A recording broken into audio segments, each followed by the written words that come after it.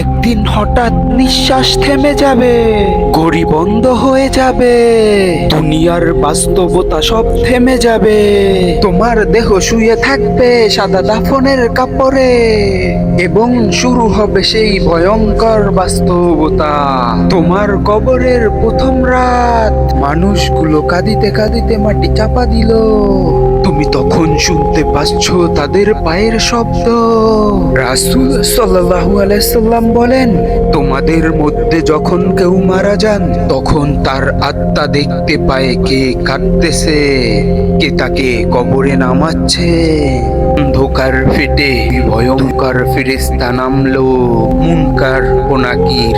তাদের মুখ রক্তের মতো লাল, চোখগুলো বিদ্যুতের মতো জ্বলছে।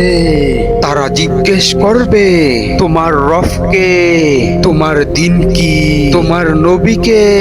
তখন যদি তুমি জবাব না দিতে পারো, তাহলে কবর চেপে আসবে এমন ভাবে তোমার হাড়গুলো একে অপরের মাঝে গুঁড়ি হয়ে ভেঙে চুরে যাবে, পুরা ধুলার মতো মিশিয়ে দিবে।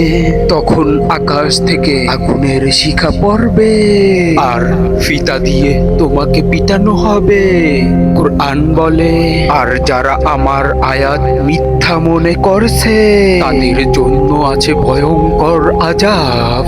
কিন্তু তুমি যদি হও নামাজি, সৎ কুরআনের প্রেমী, তাহলে এক নুরালি মুখওয়ালা মানুষ তোমার পাশে এসে বলবে, আমি তোমার সৎ আমল, আমি কিয়ামত পর্যন্ত তোমার পাশে থাকবো।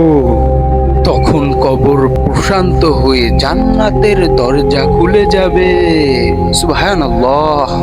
কবরের প্রথম রাতেই ঠিক হয়ে যাবে তুমি জান্নাতে থাকবে নাকি জাহান্নামে থাকবে। এখনো সময় আছে, তোমরা ফিরে আসো তোমাদের রবের দিকে, নামাজ পড়ো, গুনাহ ছাড়ো।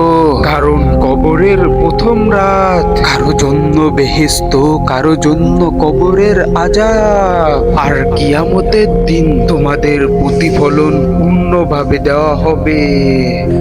বন্ধুরা, আজই আমরা তওবা করে ফিরে আসি আল্লাহ তাআলার দিকে, ওই ভয়ঙ্কর কবর থেকে বাঁচার আশায়। এরকম ইসলামিক ভিডিও পেতে আমাদের চ্যানেলটা সাবস্ক্রাইব করুন, আর ভিডিওটি ভালো লাগলে একটা লাইক করুন আর সুন্দর একটি কমেন্ট করুন।